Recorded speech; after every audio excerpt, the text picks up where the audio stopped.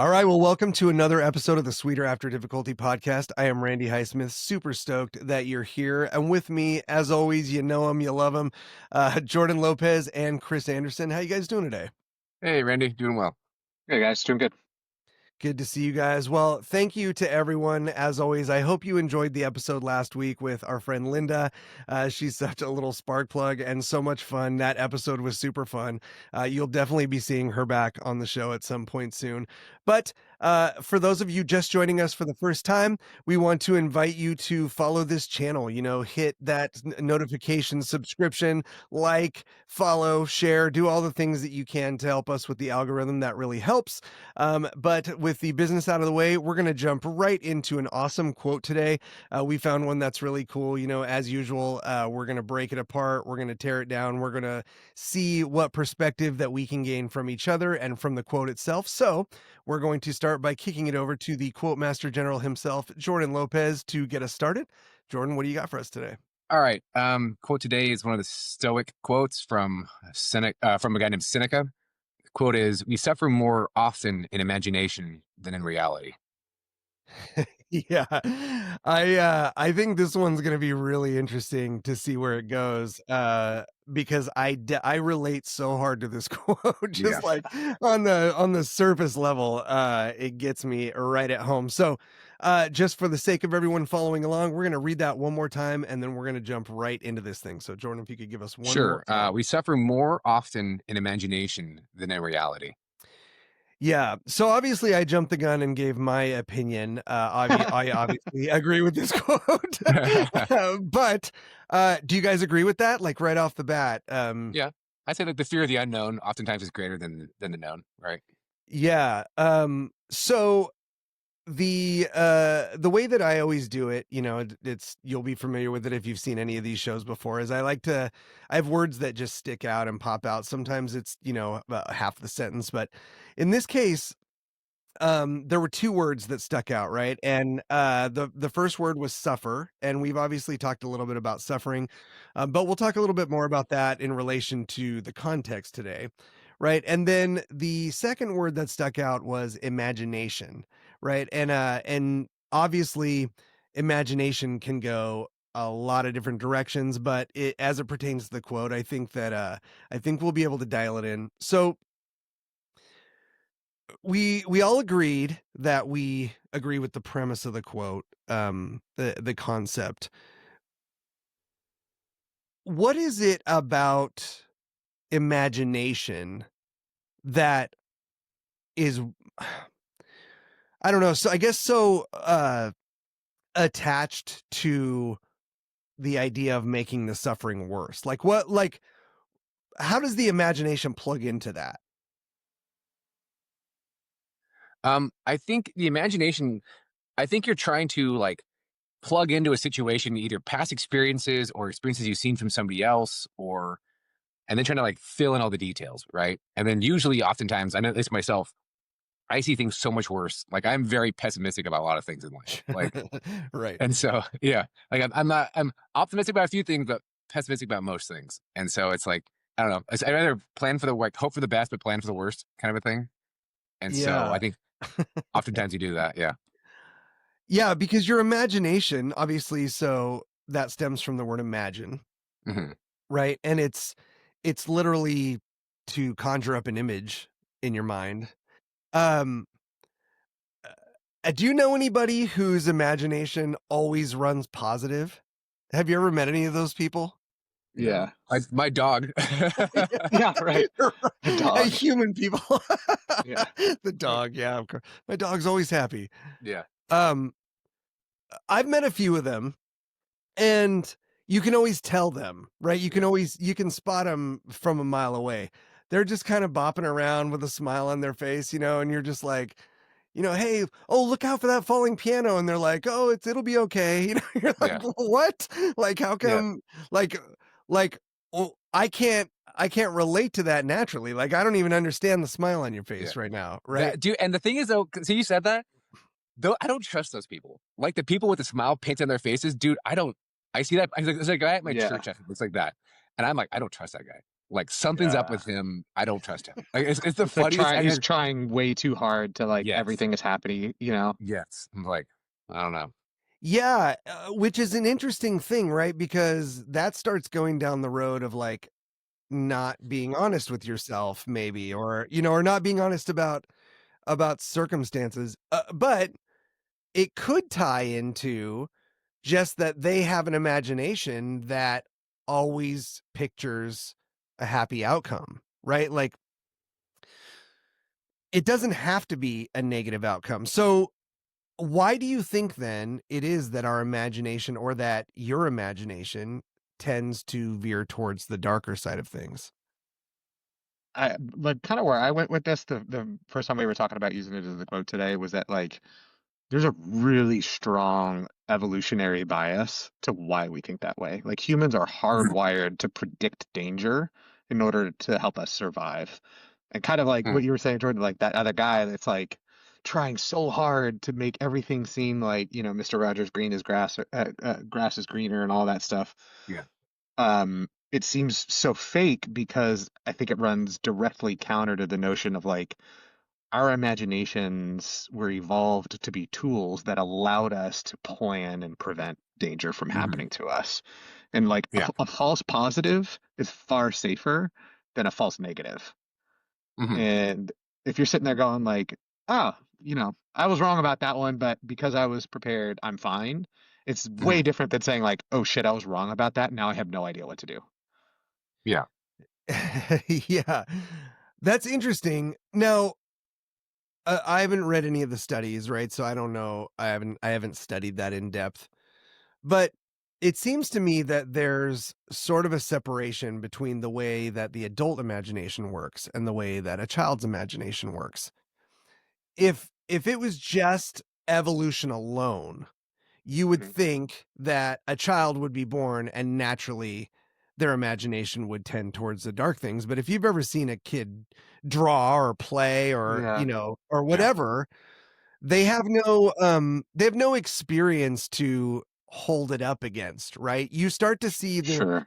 the darker side of things manifest when something dark happens to them, Hmm. um, or they And experience or they see yeah, something, right? so I kind of think that like explains itself in a way.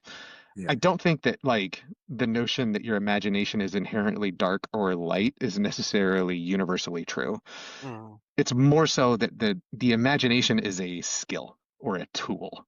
Hmm. And biologically, as children, we build our ability to imagine through play, through expression, through drawing, and those kinds of things. And so, in healthy families and healthy environments where survival instinct is already taken care of for you, then yeah, those kids are going to enjoy the happy imagination side. But the second that it goes wrong or they, fall down and scrape their knee or whatever, that's the introduction to like, okay, I need to imagine like if I go down this hill too fast, am I going to go over the handlebars?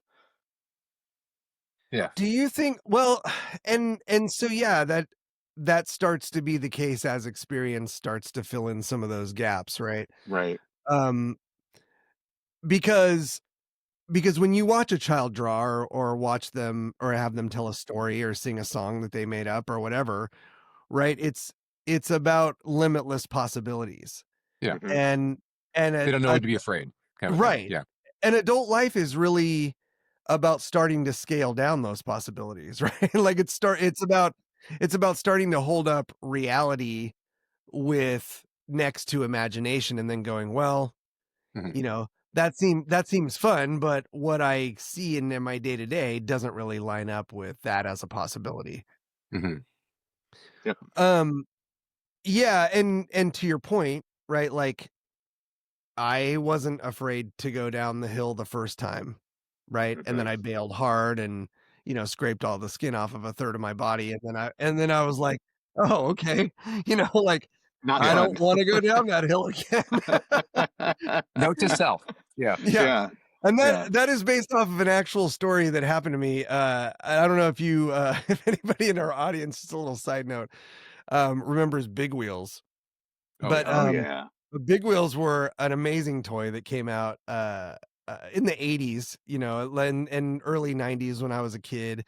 mostly the mid 80s. And my brother and I at Christmas time got matching big wheels, and they were Knight Rider. Okay, so not to date myself at all, but full sticker pack. You were basically riding Kit in a three-wheel trike form. And my grandparents took us camping, and we went to this place that had like paved paths, like for your cars or whatever. And so we were riding our big wheels down these paved paths. And I don't know if you remember the layout of the seats, but it was just basically a chunk of plastic with two little tabs that sat down in a set of holes. It was like a peg and hole combo, so that you could adjust the seat forward and back, right? But it was just held on, like barely holding on at all. And my brother and I were flying down this huge concrete hill, and at one point I leaned back far enough that that seat just popped out. Yeah. And so I fell completely back, and both forearms went down to the concrete and just dragged. Like just dragged all the way down the hill, right? Completely just tore the skin off of both arms. And that was it for me in big wheels and hills. Like I learned lessons fast like that. My brother saw that happen to me and continued to fly down the hill. Like he's not one of those people that can learn from other people's mistakes, right? Like until the skin's off of his arms, he's going to keep going. And maybe even after that, depending on how motivated he is, right, for that thing. Anyway, that was a little side note, but it kind of talks about how those experiences start to inform, right? And start to shape the way our imagination works. Yeah. In your experience, how often has the actual outcome of a situation, even if it turned out bad, lined up with the horror show that you imagined it to be beforehand? Very rarely. Yeah. But hang on, Randy. Very rarely. So there's a really good quote actually about that, about learning from other people's mistakes. Okay. It's from Otto von Bismarck. It's fools learn from experience. I prefer to learn from the experience of fools. Yeah, dude. Oh. Yes. That's Yeah. very good. I haven't heard that one. Sorry, Yeah. it popped in my head when you said that. I'm like, But you know what though? Like that also, it's interesting that it's phrased that way, because one of the big things in like Stoicism, or rather one of the big things for Seneca in particular, was he actually wanted to practice suffering on purpose. And he did it both with his imagination, but he also would then, after he imagined it, go and do it. So for instance, if he imagined being poor, he would sit there with that thought and ruminate on it. And he would make it like a conscious choice to dedicate time to think about being poor. And then for a couple of days, he would go out and wear rags and not buy food, and then go out and experience it. And I think, like, kind of Randy did the question that you're asking, and even maybe as a counterpoint to the Bismarck quote, it's the notion that, like, oftentimes our expectations don't line up with reality.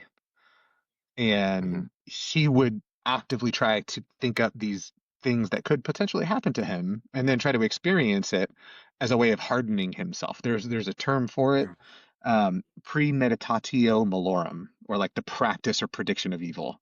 So they want to like go through it and feel it, as a way of hardening and callousing the mind. Yeah, that's fascinating. So why do you think, because you use the word expectation, that expectation is tied to our imagination too, right? Yeah.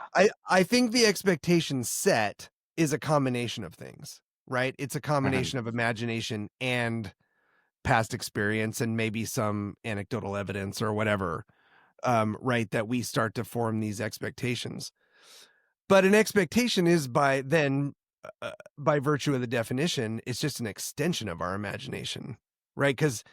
Because even if we have a good reason to expect a course of action to take place the way that we think it's going to, there are still variables that we can't factor in, right? That things that could go a different way. So I think that in those terms, I think that imagination, and especially our our tendency to lean towards the darker side of our imagination feeds into that brace for impact mindset, right? Like, I want to be aware of the evil coming so that I can steel myself and prepare for the pain that I'm going to experience ahead of time, right? What is the danger in that, if there is one? Being cold and probably hard, right? To somebody who doesn't need it, who doesn't deserve it or doesn't need it.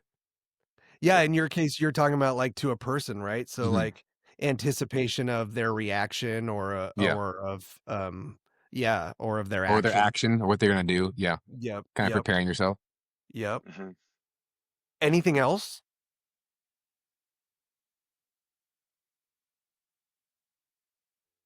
I'm curious Just because like the thought in my mind, right, is that so over the course of my life and having dealt with anxiety, for different reasons and on different levels, from just mildly annoying to like, okay, today's my last day on earth, like type of anxiety. Um, the problem with bracing for impact is that it's incredibly taxing physically, Mm. right? It's Yeah. if you think about how long you really can brace for impact, like everybody out there that's listening right now, just run a little experiment right now. As long as you can right now, just tense up every muscle in your body like you're about to get hit, Yeah. you know, and just hold it. Hold it for as long as you can. Yeah. It's not going to be very long, right? And then when that goes, you're left feeling kind of helpless, right? Mhm. Because you realize that there's no amount of bracing that's going to really be enough, Yeah. right? It especially if the wave looks like it actually looks in your imagination, it's not going to be enough. Mhm. So then that leaves us in this place where we're just constantly exhausted, Mhm. right? And when you're exhausted, you're not thinking right. You can't act right. You can't react right. Um, for Yeah. me, it was debilitating. Yeah. You start Um, leaning more on emotion than you do on the actual thought process and like clear-minded thinking and stuff like that, right? You'll because become emotional. Yeah. everything else, right, is dedicated to keeping you safe, Mhm. right? And I know we talked a little bit about Enneagrams before, but like my Enneagram number is 8. It was, as a child, I put on this armor and I learned to keep people at distance and not let anyone close. It was a protective state, defensive state from childhood. Um, excuse me. That still, is like even though I've learned to put off some of that armor and be a little bit more vulnerable, um, I mean, it's still just like brace instantly, right? Like I Yeah. see a storm cloud on the horizon. I'm like, okay, like start bracing. And then I'm like, oh man, I'm so tired. Why? Mhm. Mhm. Oh, it's in anticipation of this incoming pain or whatever. Um, what is, I guess then, what's been your experience with, have you had any not bracing for impact and being hit with something that you weren't guarding for, right? Like that you weren't preparing. Like I'm asking these kind of questions because I'm really curious what eventually turns the imagination down the dark road, right? Like experience wouldn't be enough because if you're a person who just only logged good experiences and Yeah. were capable of like dismissing bad experiences as outliers or as Yeah. I remember for a long time, like going to jujitsu and just being like driving to class and be like, ugh, I'm gonna get my ass kicked today. Like I'm gonna get tapped by a bunch of people and like not like and like having these super negative thoughts and then you have a great class. Like, oh, I didn't get tapped by everybody today. And like, but it was a very long time. Like probably midway through my purple belt, where I'm finally like, all right, fine, I'm not gonna get tapped by everybody today. I was gonna Like, say, when does that go away? Yeah, Ask me yeah. for a friend. Yeah. But it's funny because you're like, you'd build your head. I'm gonna see JT today, and he's gonna do the same stupid submission he does every time, and then Jimmy's gonna throw me around, and then Ben's gonna be there, and Ben's gonna throw me around too. It's just like, and you get there, you're like, oh, they're not here today, and I had a good round. Like, or Jimmy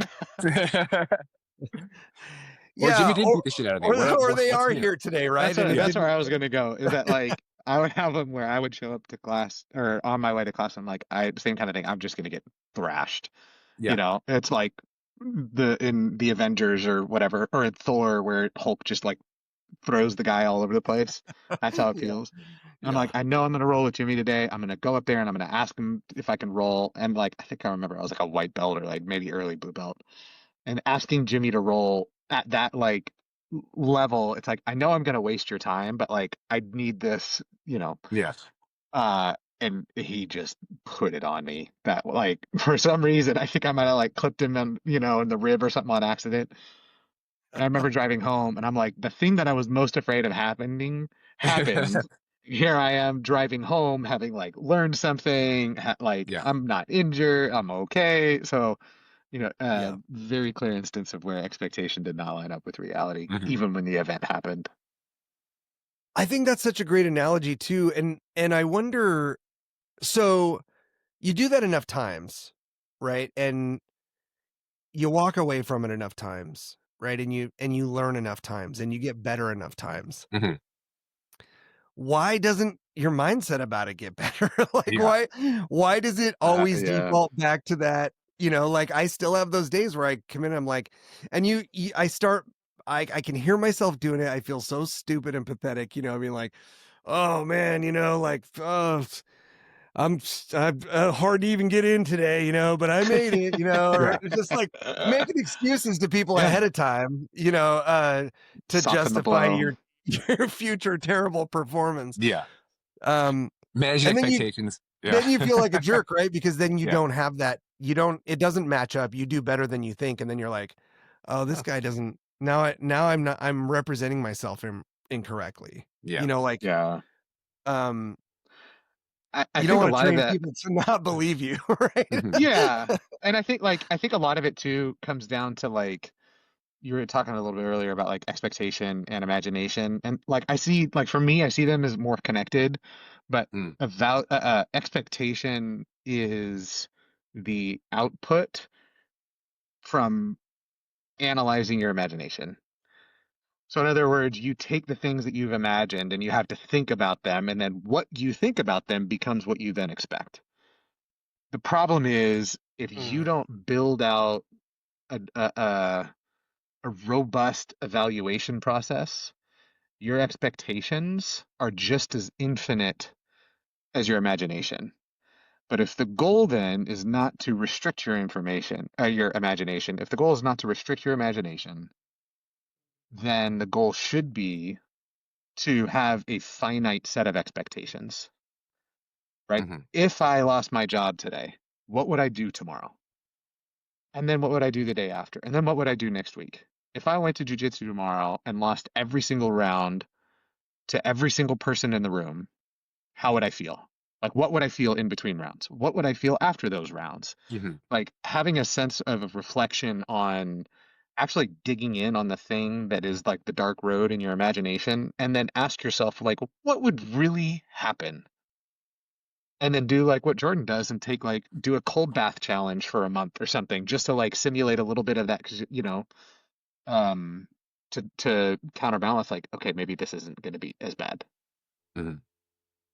Yeah, the imagination can be steered, right? And it's funny because as you were speaking through that, I was thinking the worse it seems, or the worse I'm afraid of an outcome, usually comes when I give it a lot less information, when I'm not being super specific, right? Yes. So it's like, instead of saying, what will I do in a month? I just go, what will I do? Right.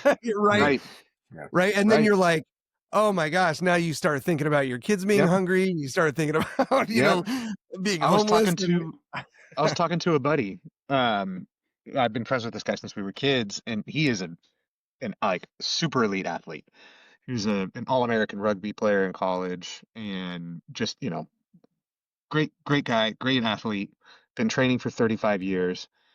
And he's like, I can't for the life of me lose weight. I always fuck it up somehow. Where it's like I'll be good for 3 or 4 weeks, and then I'll have 6 slices of pizza one night because I'm just exhausted from that week. Jeez. Yeah. And I'm like, and then what? Like, what happens next? You've had Yeah. 6 slices of pizza, so what do you do? And he's like, well, I keep thinking about how I fucked up the diet, and then I wake up the next morning, and then I have a giant breakfast, and then I have a big lunch, and I'm like, gosh, I can't believe I fucked up the diet. And I'm like, the thing that you're missing is a system to handle it when you're like needing Yeah. extra food.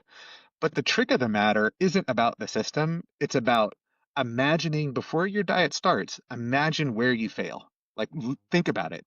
Think about having to go to 4 soccer practices in a week and how you have Hmm. late meetings, and then you're going to be the one responsible for dinner, and your kids are screaming at you because it's an hour past their bedtime. What are you going to do when you have no calories left? Hmm. And then what are you going to do the next day?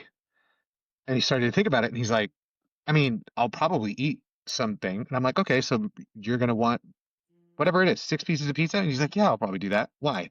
Because it's a comfort. Okay, cool. So what are you gonna do the next morning? Go for a long walk? Maybe do something to counterbalance it so you don't get stuck in that loop. And Randy, that's like kind of what you were talking about is like, if it's not finite on the expectation side, that's where the anxiety will just run roughshod and that'll take over. right. It's Hmm. it's sort of like the Cheesecake Factory menu. There's just way too many options, Yeah. right? Doesn't matter how many skinny-licious pizzas you eat. If you eat 6, there's still 6.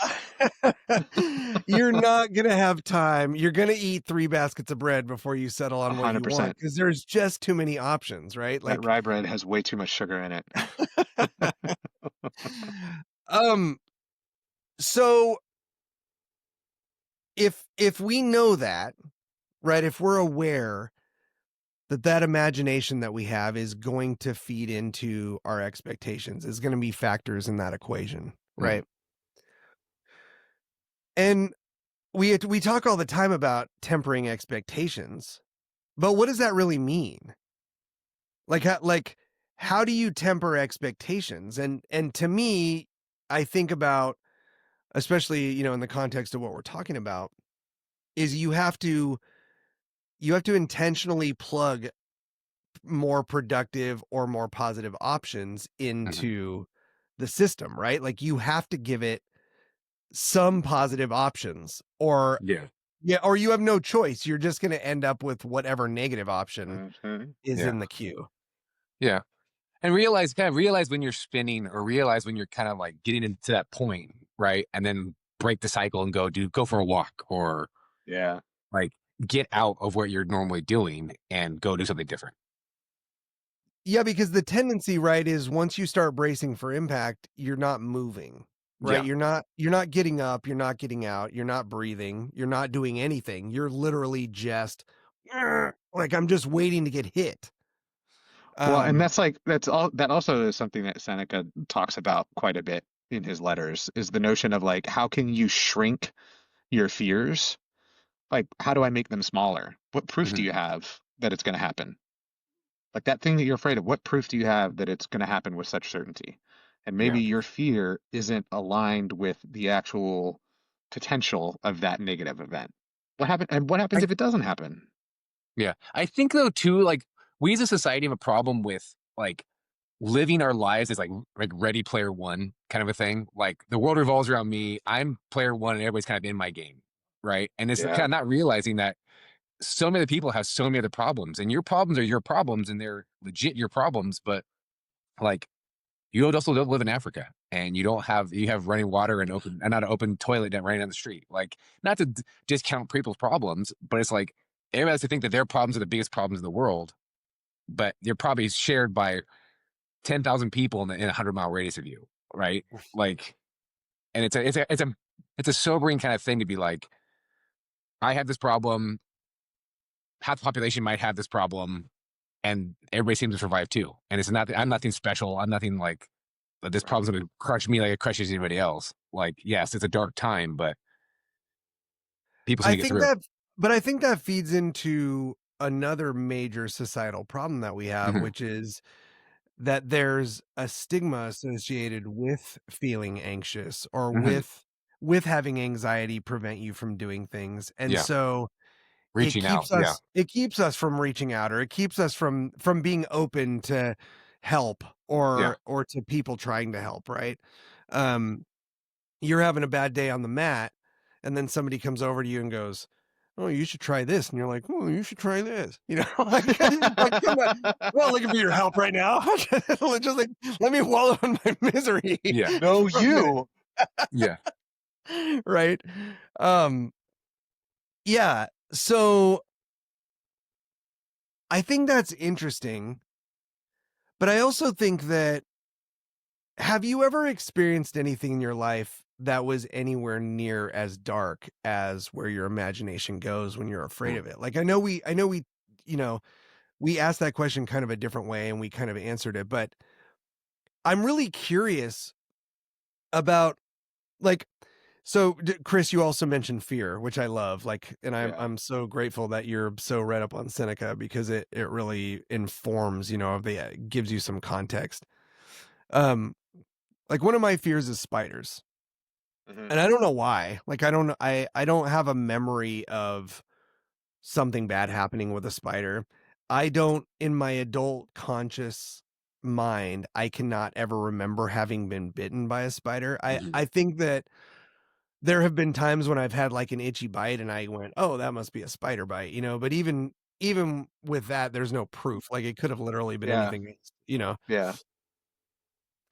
And I live in a continent where we don't really have spiders that kill you. Mhm. Like, like the worst case scenario is I would get a painful bite and I would have to go get antivenom or wait it out. Like, we have black widow spiders here that they'll bite you and then you got pain, right? But most people Hmm. don't die from a black widow bite. Mhm. Hmm. And I've never had a black widow aggressively try to come at me. Anytime I've gotten near one, it tries to run and hide, right? It's a totally irrational fear, but it's made up of the worst thing that I can imagine happening between me and a spider, right? Like, a spider ends up on me, or like, or whatever. Yeah. Like, I don't, like, even just the creepiness of being close to it. Um, and I've gotten better as time's gone on. I'm surrounded by them. I encounter them a lot, so Mhm. I'm not as it's the unknown has kind of lost some of its mystery because I've encountered them so much at this point. But Mhm. I still don't like turning something over and seeing a huge black widow. It's Mhm. just being that close to it gives me the creeps. Um, and to be honest with you, if I was thinking really hard, I probably only know in my life anecdotally of like three like stories that people have told of actually being bitten by a black widow Yeah. that I know, Hmm. in my Yeah. entire life. It's like eating raw cookie dough. You're like, does it really make you sick? Am I gonna get worms? Am I like, do I know Really? anybody that got worms from eating cookie dough? I No. probably don't, like, but I was told all Bullshit. the time, and now I wonder, is that just a mechanism to keep me from eating the cookie dough? Yeah. That Yeah. parents just pass along without knowing if it's true, and then you've got all these kids that start imagining a belly full of gut worms, from Yeah. eating a little piece of cookie dough. But then you live like I have long enough to see them start making ice cream that features chunks of cookie dough in it. And you're like, well, this seems hypocritical. Like, Yeah. what? Like, what is this? Don't eat the cookie dough, but here's cookie dough. What's next? The world's flat? Come on, Randy. Let's keep things serious here for a while. Okay? The tinfoil was last week. The tinfoil was Uh, loud. Yeah, if you saw Linda's hat, you knew she came prepared. yeah. Um, so, but that's interesting, right? Like, why do I have such a revulsion, such a fear of something that has never really presented a direct danger to me, that has Mhm. never really presented a direct danger to the vast majority of people that I've ever known or ever talked to? that even if it did happen, even if I did have an encounter with it, the worst case would probably just be some discomfort for a short Yeah. period of time, and then it would go away, right? But it's like a Hmm. crippling fear. Like instantly you see it and I am like, "Oh, I freeze." Right? What so what do you think that is? What do you think it is that causes that fear to have so much power Mhm. in our psyche? I, I think we can like continue within the Stoicism theme here too. Um, Epictetus has a series of quotes, and I'm paraphrasing because I won't get it right, but he's like effectively like some things are up to us, some things are not, and you have to get really good at separating an event from a response, Hmm. like mentally. And so whether or not you find the spider when you don't want it to be there, Right. that's a different thing from how you respond. And like I talk about this with my kids quite a bit. Like I don't want like whether or not you get anxiety, that's not up to you. Hmm. It's going to happen. The question is, how do you respond? How can we think about it in a way where when anxiety comes, it's not a thing that you're afraid of? So some of it's like exposure therapy in that sense, but like a lot of times, if you write out and like if you just make a list, right? Like you're done listening to the episode, make a list of everything that you're anxious about right now. It's then I want like label it according to the Epictetus thing. Like, can I control this thing? Can I not control this thing? Yeah. Can I control this thing? Can I not control this thing? And what you'll probably find is if you only look at the things that have like actions that you can perform, like, well, I'm worried about how I'll act when this happens, or I'm really anxious that I'm not prepared for, this event or this meeting or whatever. What you'll find is a good balance of like the shit that causes you anxiety that you can't control. When you have the ones that you can't control, just put a little note next to them like, I'm just going to observe this. I Yeah. can't do anything about it. This is for observation. Everything else that's inside of your control, congratulations, you've just built your to-do list. Yeah. Right. Well, and that's like my daughter and I actually talked about that last night. Like, I can't control the weather, but I can control the jacket that I grab. Right. Exactly. That's exactly right. And it's like, and her and I were talking about that because there's a couple of things that kind of going on in life right now where she's kind of a passenger to the situation and she's like struggling with it. And I was like, well, what can you control? You can control what you say, you can control how you treat people, you can control how you respond to things, like, but you can't control the words that are said and how you feel. Like, and it's a very interesting kind of thing to talk to a 14-year Yeah. old about this and kind of building that emotional aptitude. Where my son, like, Especially, doesn't, yeah. go ahead. Okay, like my son is struggling with it more because he didn't have like that perspective that like just that 4-year difference or a 3-year difference in age is a totally different Yeah. perspective and situation. And I think like that's like the critical insight is that like for things that are not in your control, they're not meant to be ignored because they Hmm. obviously still mean something to you.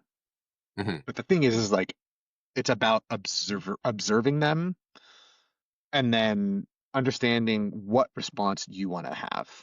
Sometimes the response is going to be nothing. Sometimes the response is just a recognition that the event exists. Sometimes the response is going to be, I know this is going to make me feel like shit.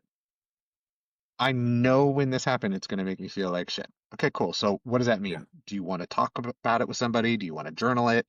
Do you want to go Hmm. get some comfort from something? Do you want to go take a walk together? Like, we talked about it with my daughter. She was afraid that she wasn't gonna, get this role in the play that she auditioned for, and what if theater is not for me, and all of these things. And I'm like, let's talk it out.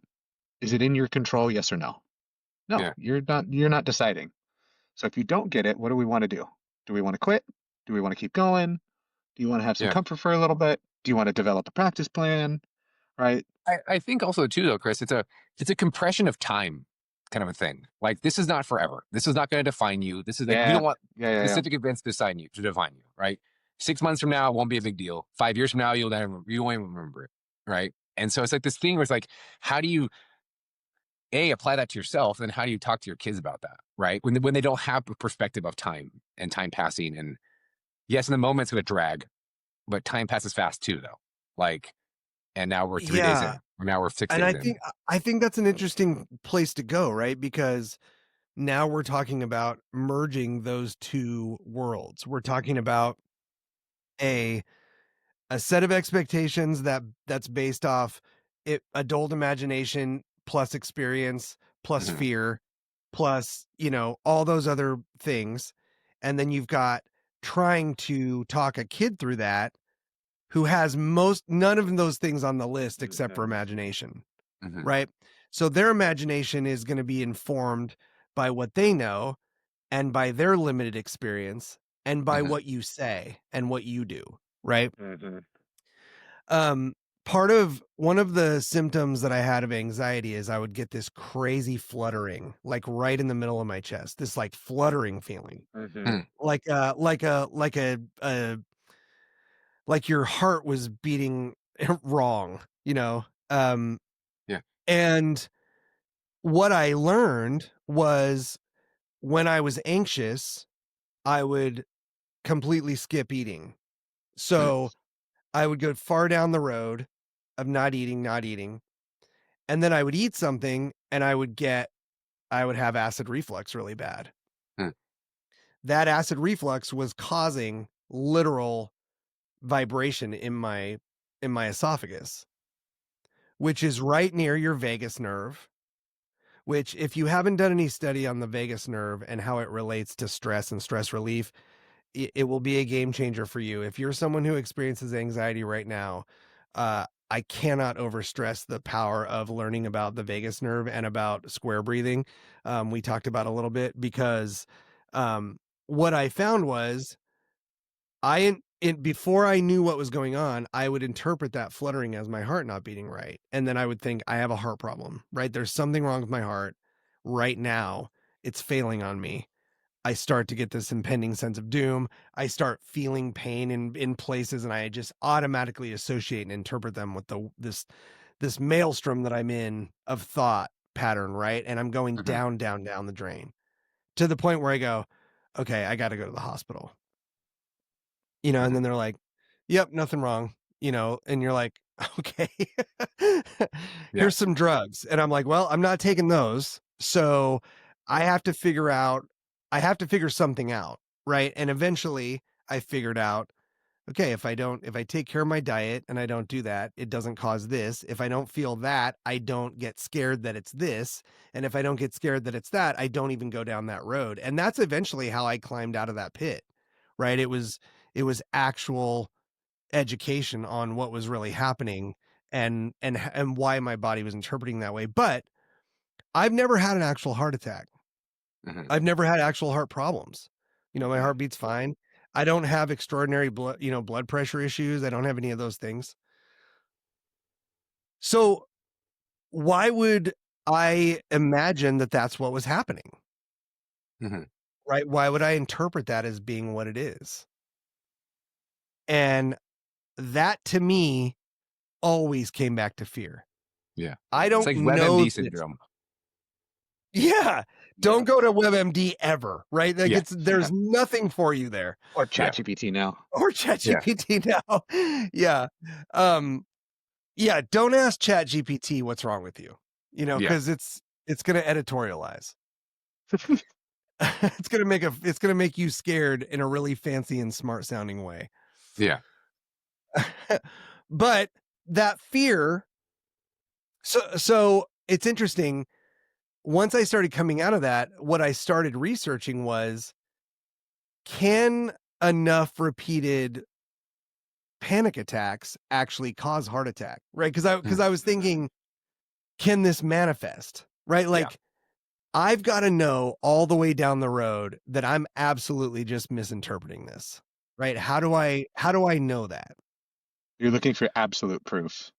For Mhm. absolute proof, you don't always get that. Right? You don't I, always I would argue that it doesn't exist. it doesn't exist, right? You might find enough evidence to convince you. Mhm. Um or to satisfy you, to calm you, which in my case I did. Sure. But do I know for sure the next time I feel that it's not my heart No. messing with me? No, I Yeah. don't.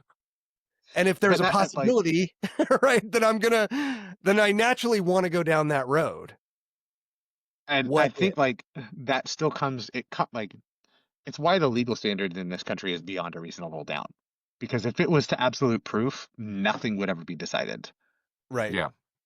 And at some point, you have to make the decision of like, is this good enough for me to make an informed and reasonable choice?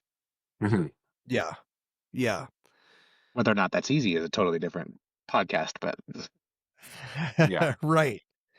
So how do we, or how have you employed the idea of giving yourself a chance to gain enough evidence to sort of bed the fear down far enough that you can start thinking rationally again about things? Do you have defense mechanisms or soothing mechanisms that you've learned or adapted over the course of your life? for me, like the big one, I talked about it just a second ago, is, when I'm starting to get into that zone, like it's usually before I fall asleep, I will write down everything that I'm worried about, whether it's in my phone, in a note, or whatever, and I'll run the exercise of, okay, wait, can I control this or can I not? And so often I find like a pattern in it where it's like, first it's going to start off with work worries.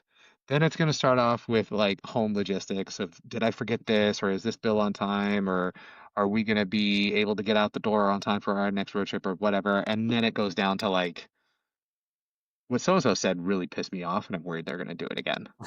Right. And it's like, I had to wade through all that bullshit to get to the thing. And it's like, oh yeah, I have a meeting with them tomorrow Mm. and I know they're going to do it. Okay, now it's like, it's what's in my control and what's not. Yeah. When they say that, or when they demean, or when they build down, or whatever, what's my response? Well, I know they're going to do it. I'm going to respond by ignoring it. I'm going to lean into my character, and I'm just going to say, you know what? Let's focus on the next step actions. Like, what do we need to do? And it's like, I swear to God that that's been the best thing for me Yeah. personally. I mean, it's not going to be for everybody, but like Yeah. enumerating your fears and your anxieties as they're surfacing is like gold. I think you can also like inoculate yourself to fear by doing hard Yeah. things, by doing things that are way outside your comfort zone, by just committing to something to do it, right? Like jujitsu or a Goggins challenge or some sort of thing where it's like it just seems Learn a daunting. new language. Learn a new language, yeah. Like go for a run, try to go run 20 miles, like work up to it. And as ADHD, people oftentimes just get so comfortable at not doing the hard things, and then when hard things come, they're like they have nothing to compare it against or nothing to measure it against. Like, and we all like kind of laugh about it, but it's like you do jujitsu long enough, and a lot of like problems in life kind of get tamped down a little bit. 'Cause you're like, well, at least I'm not being choked right now. Like, this is a big deal, but I'm not being choked. Yeah. Yeah. Right. Right. And it kind of calms you Yeah. down. I think as Chris, as you were talking about your mechanism, I was thinking about that meme. I guess it's a video. And you've probably seen it, but it's of a kid and he's holding onto a rope and he's like in a lake or something. And he's holding onto this rope and he's panicking. Like he's freaking out. Like he's so afraid he's going to drown, and he's just like, he's just screaming and crying and holding this rope. And all these adults, like there's no one around, like you just see him. And then all of a sudden out of nowhere, his dad comes over and like puts his legs down and he's only waist deep in the water, Yeah, I've seen that video. Right. And there's Yeah. no reason for him to be afraid that he's going to drown because he literally is twice as high as the water level. But he got in that moment, right? And he Mhm. started thinking about the possibilities, and the fear Yeah. grabbed him and paralyzed him. Yeah.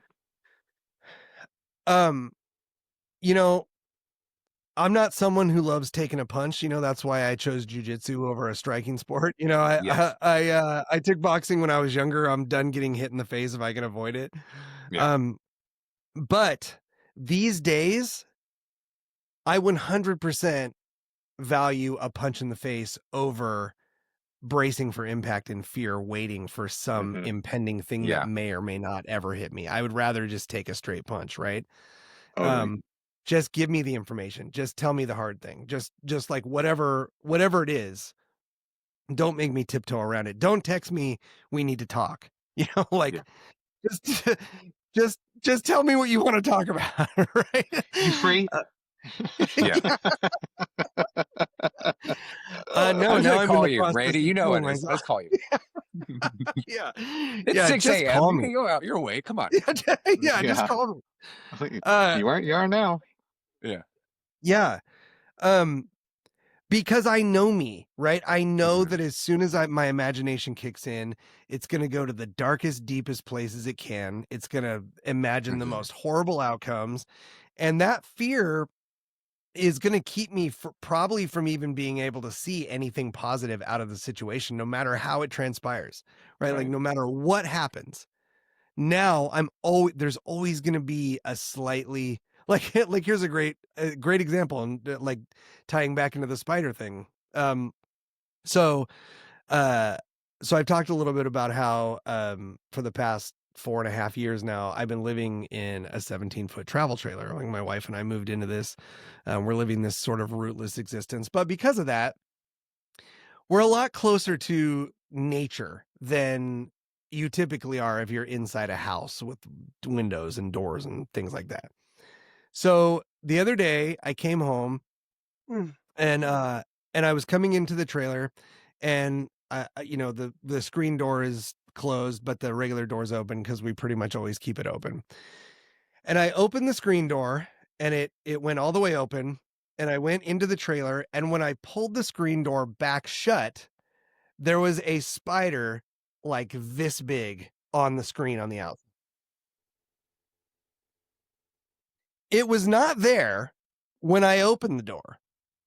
So it must have either just been up at the top of the door somewhere or whatever. When I shut that door, it as like fast enough for me to turn around. I saw it and instantly I was like, oh God, Yeah. like, oh Yeah. God. And I think I took a picture of it. It's so funny. Like you can see, I posted it on socials, right? Like, well, time to burn the trailer down. Yeah. But I took a picture of it. I was on the inside of the screen. There was no way for it to get in. I couldn't, and I still couldn't get Yeah. closer than like 2 feet away from it, right? And eventually I sprayed some, peppermint oil or whatever through the screen. It fell on the ground. It went outside and, it whatever. Every time I come home now, Yeah. I Discard. look all around the door, right? I look all over the screen. I shine lights everywhere, especially when I come home at night. Yeah. When I shut the screen, I look at the screen, make sure, and sometimes there's like a big praying mantis, or sometimes there's, like who knows? Like there's all kinds of things out here. But I will never forget that crazy shiver that went up my spine when I turned around and a giant spider that wasn't there a second ago was right where I just came through, right? Like Yeah. crazy.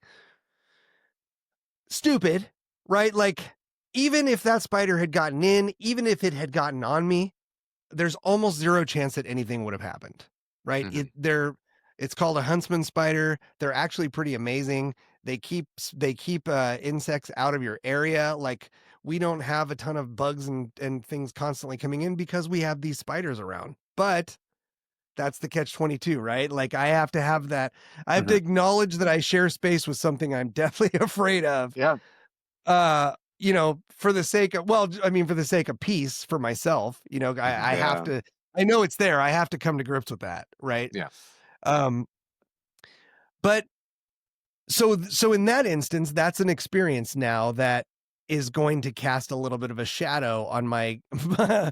entering or exiting my door going forward. But this quote, I think, carries more weight to it than some ancillary thing like being afraid of a spider, right? I think there's a more serious tone to the point of this, right? And that Yeah. is that if your imagination is what you imagine, then that means you actually can inform on that a little bit, Mhm. You know, we talked about not being able to avoid anxiety. I think that's a yes and no. I think that you can train your mind. Mhm. Like I can train myself.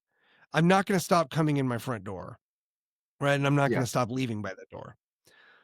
There's a chance that there's going to be a spider on that door here and Mhm. there, you know. Um, but I'm not going to imagine there is every time. I'm going to look for it, but I'm not going to Right. imagine there is every time so much that I'm unable to enter my home, Yeah. you know. Well, yeah, it's like those things. It's like um, crap. I forgot what I was gonna say. Dang it. I had it there. Sorry.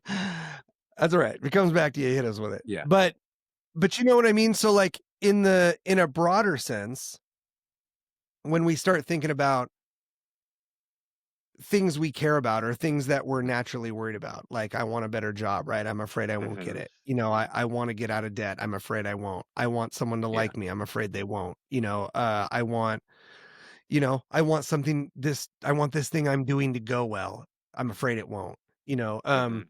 I'm about to launch a podcast. I want people to get something out of it. I'm afraid they won't. Yeah. You know, like Yeah. there's a million things. Um, but it seems to me like that imagination is so closely tied with fear. Mhm. Do you think that there's a natural connection, or do you think that's a bridge we build? Um, I'll just let you answer that first. I think it's a bridge we build, personally, because I Yeah. think that you're going to take the combination of your imagination and your anxiety, and you're going to go, well, I'm afraid of this wildly exaggerated thing happening.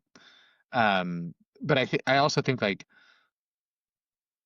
knowing what to do with your fear is more important than avoiding it. Yes. Right. So Yes. knowing like I'm gonna go get my ass kicked in jujitsu tomorrow. Like it's gonna suck, and I am afraid that I'm gonna get hurt. So Yeah. what do I well, like? What can I do? Well, I can change the way I play. I can change the Mhm. way I roll. I can make those adjustments. It's a lot easier in that arena than it is like I'm afraid I'm gonna lose my job, or like that's not the case right now. But like the notion being like there are far greater problems in life. Yeah. Well, what's interesting, Um, okay, so what's interesting, like, so I know, like, 'cause I like a lot of, like, the ancient Greek, ancient Roman kind of stuff, and I know, like, the Romans had, like, the Phobos, right? The god of fear, yeah. and his brother was the god of terror, right? And so it's kinda interesting, like, they realize that people everybody kinda has this sense of fear, this sense of terror, and they kinda named it and, like, gave it a persona or personification and, like, allowed people to kinda think about it and act in a way towards it. Like, oh, I'm going to make an offering to the god of fear. So in this battle today, I don't have fear. Right. And you're kind of like self fulfilling prophecies when you're in life and you have the Hmm. opportunity to acknowledge it and then do something about it. And then when the time comes, you're like, all right, well, I'm not going to be afraid because I did these things to not have that thing. And nowadays, we don't have that anymore. We don't have like this idea of deities when it comes to emotions. But so people kind of just deal with it in the moment and don't really maybe put a value to it. Hmm. I think that what both of you guys said is right. And I think that what's fascinating about it is that both of those examples speak to the fact that we do have, if we built a bridge, we are capable of tearing it down. Yes. Right. Yeah. Well said. And I think that indicates that we actually have more control over these things than we give Yeah. ourselves credit for.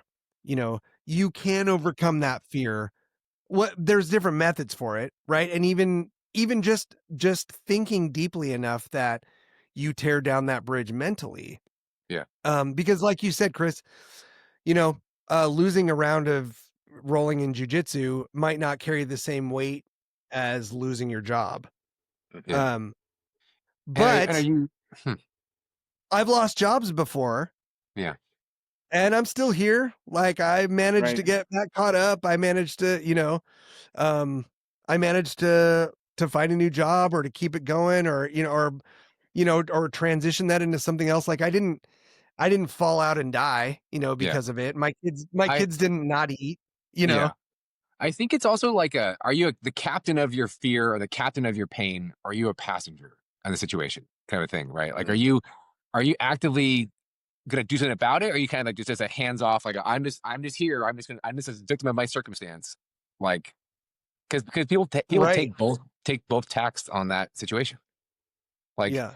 I prefer to be the And it all comes captain. back, Yeah, I mean, for me, right, it always comes back to choice. yeah, And then so if that's the case, and tying back into what Chris was talking about like an outside circumstance where you're going to go to work and somebody's going to be annoying and you know that, right?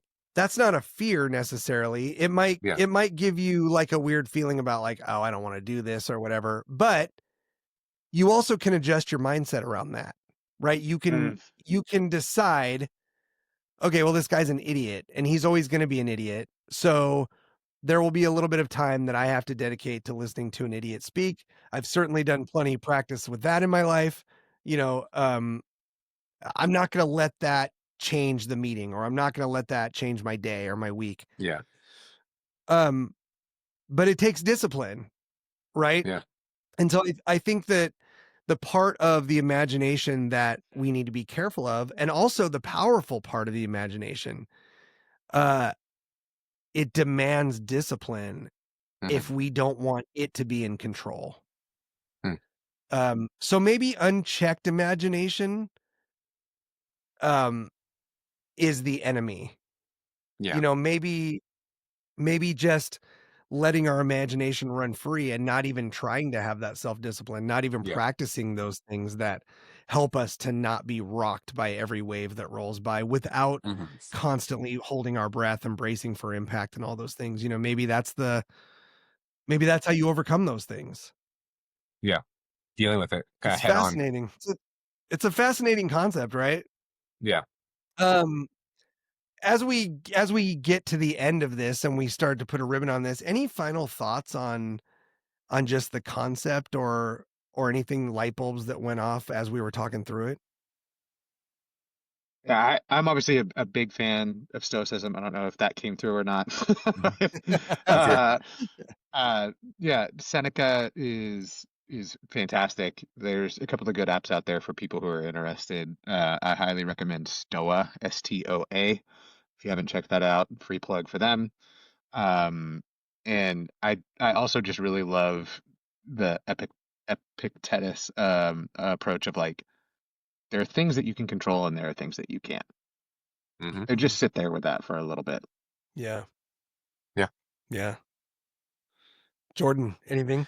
Um, I've always been a fan of dealing with things head on and kind of just like the buffalo approach, right? Just kind of facing into the storm and it's going forward and like not Yeah. delaying, not sitting around, not being like, oh, I'll just let it come and I'll just be here when it comes. It's like I don't know. I like action and I hate inaction and I I kind got of this really vivid I just got this really vivid picture. I don't know if you've seen it, and sorry to bust in on you, but in the first Austin Powers movie, there's this ridiculous scene where he's rolling towards this guard with a steamroller, oh and the yeah. guard is holding up his hand going, "No!" And then they show it and the steamroller is like 5 minutes away, right? And it's just slowly rolling towards him and he's just going, "No!" Uh and it's like he had every opportunity to just move or get out Yeah. or whatever. But he just stood there, waiting Yeah. and then eventually got run over. It's so stupid. Uh, Yeah. but I think it ties into what you were talking about for Yeah. sure. Yeah. Whew. It's good stuff, guys. For those of you who are still following along, this is how these conversations go. It's really awesome.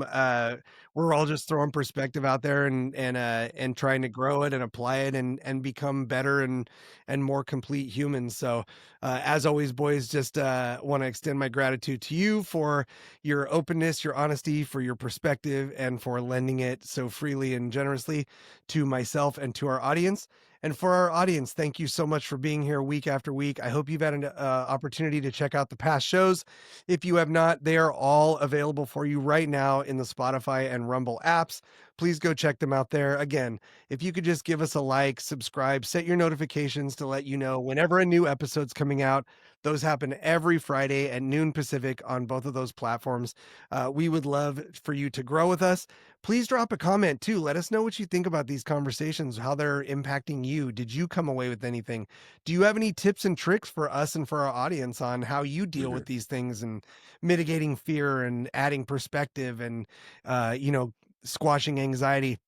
We would love to hear from you. But until that happens and until the next show, this has been Sweeter After Difficulty. Thank you, everybody. We appreciate you.